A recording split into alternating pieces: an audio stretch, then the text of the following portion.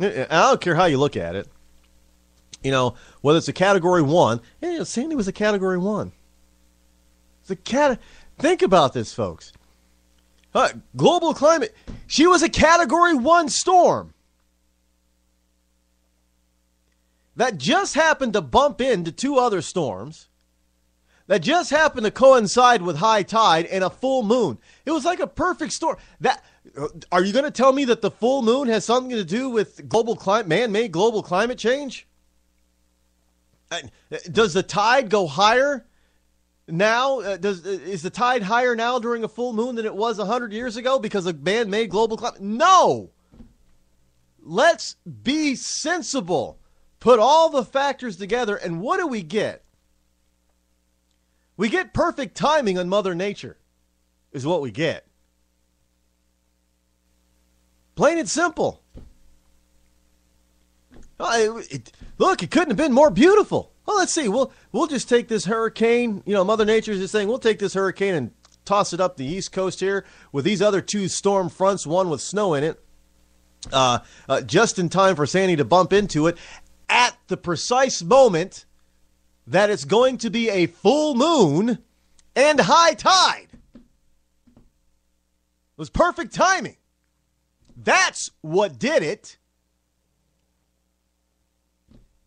But what Congress should be looking at is, okay, if we're going to have all these people living in areas that are vulnerable to the extremes of weather like hurricanes, how can we better protect life and property in these areas?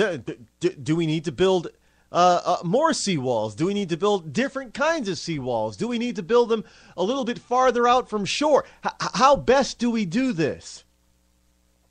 Knowing that we can't mitigate the entire fury of any storm, even if it's just a Category 1, but how can we limit its power to do devastation in areas that are sensitive to this? Really, that's what it isn't global climate change, because the climate's going to change whether we do anything to the climate or not. Now, I know some people are going to say, well, Rod, you're advocating polluting, aren't you? No, I'm not advocating. I would love to have a clean planet. I love to have clean energy. I'd love not have to use gasoline in my car. I love to have a car that doesn't have moving parts, for the engine. I'd love that because it make maintenance a hell of a lot easier and cheaper. All I have to do is pay for, brake maintenance. I love that. That'd be great. I like it even better if we had flying cars. I wouldn't even have to worry about brakes. Air brakes. It'd be like the Jetsons flying. I don't know. Like a helicopter, I guess. There's no. No. I guess maybe we would have to. Airplanes have brakes, right? They do. When they land. So I guess maybe it still need brakes. I don't know. But yeah, I'd love to have clean everything. I'd love to have less chemicals. I'd love to have less chemical fertilizer, less chemical here, I would love to have a cleaner planet. Yes, I would. I would love to be able to find clean alternatives to everything that we have and use. And I'm a conservative.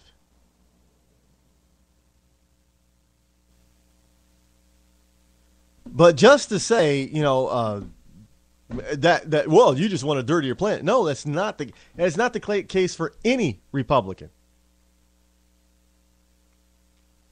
Not at all. I mean, that's just being silly, stupid, nonsensical, and all that kind of. It is ridiculous. But yes, that's what Congress should be doing. They should be looking at ways, in state legislators should be looking at ways to lessen the impact of future storms, because we know they're going to come. We know that this is look, this is one of the things about New York. New York City was kind of like New Orleans. New Orleans. Remember the Katrina? Rod, what do you mean? Look, New York City has known for 40 or 50 years, at least, like New Orleans, that a major storm could march up one day a major storm was going to march up the coast and hit them. And yet they did nothing to really prepare for that. Now, maybe 50 years ago, technology and design wasn't up to par to be able to do anything. I'll give them that. But it's a different story today. They didn't do anything to protect themselves better. Plain and simple. It was a failure on government to do what it was supposed to do, protect the people. See, government's main job is not to give out free stuff.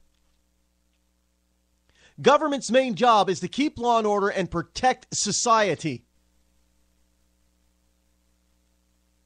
I repeat, government's main job is not to give out food stamps and welfare and medical care and all that other kind of crap.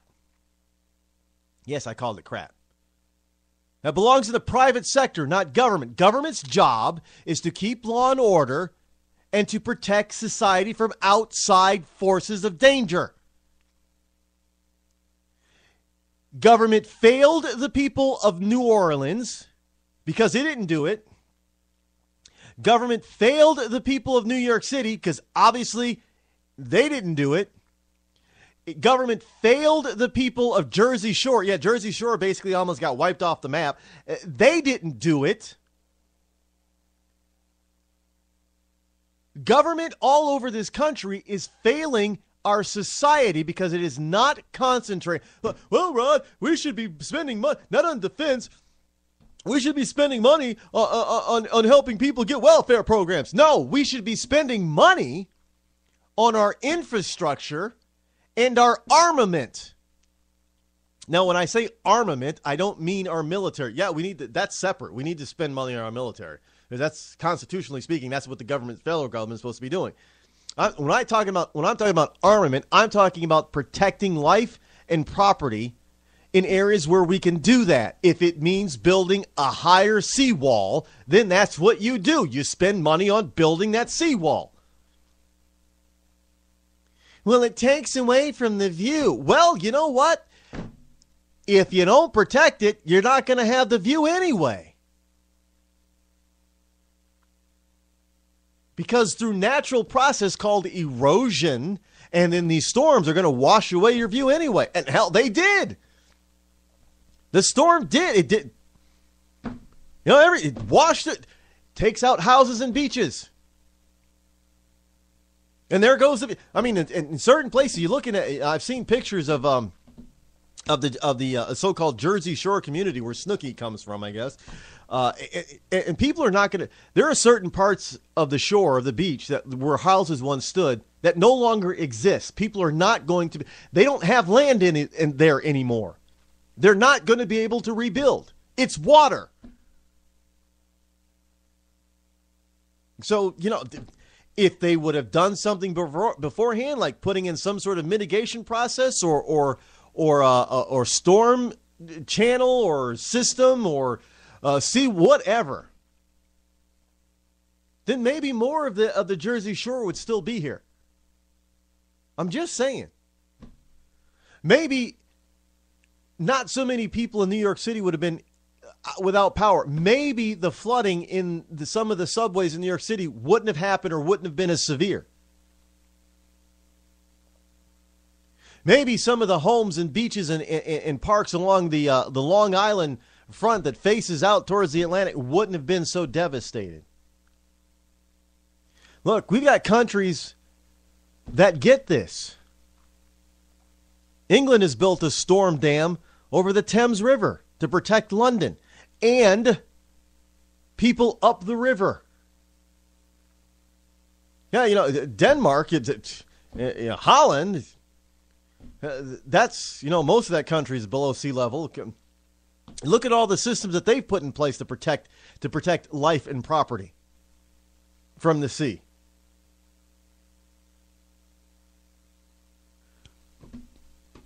if that's what we should be spending our money on, not on this idiotic stuff called social programs. Because the social programs, they don't work.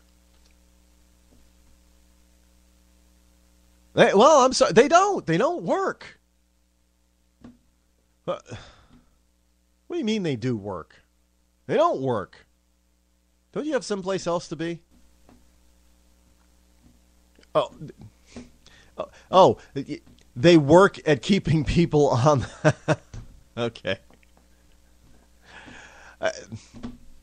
Look, you got any more information? You want to talk in the mic? You can, tell people about HAARP. I don't, yeah, I didn't think so. Folks, it's if you believe in HAARP is causing all. Well, I guess there are people that believe that HAARP is causing a lot of this stuff. They were believing that no, it wasn't HAARP that caused the earthquake in near D.C. and in Ohio and place. That was fracking. Yes, they're blaming fracking, drilling on for that. So in one sense, we got fracking is responsible for one bad thing, and HAARP. And DORPA is responsible, or DORP is responsible for the wild weather, the severe wild weather.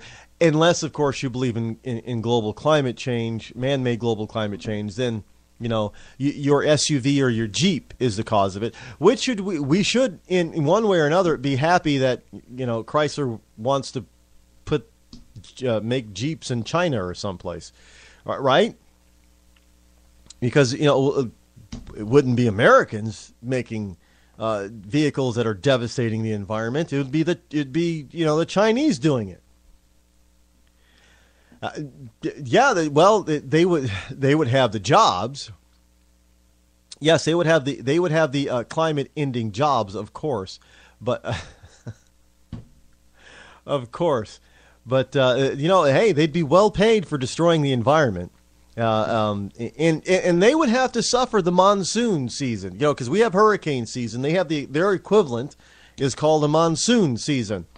So they would have to deal with ever more powerful monsoons. But I tell you what, I bet you China won't hesitate to build a seawall if that's what it's going to take to protect their people, property, and life. Guarantee you that if they get technology and they find out a place that building a wall here or there is going to work, they'll do it. Well, they're going to use natural disasters to control their population.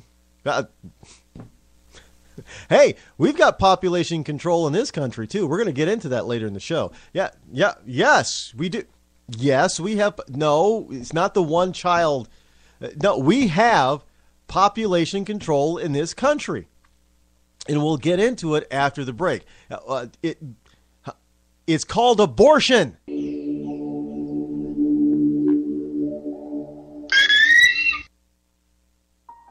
is not a message of happiness or reassurance.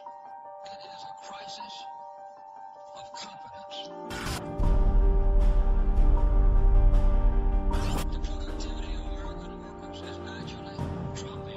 We aren't out there hungry, selling America. We've been a little bit lazy, I think, over the last couple of decades. The symptoms of this crisis and the American spirit are all around us. We've lost our ambition, our imagination. Owning things and consuming things. You go to a bank and you use an ATM. You don't go to a bank teller.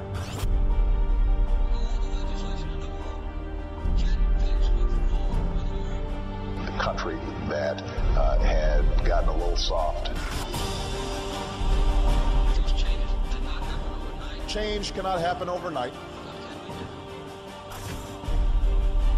What can we do?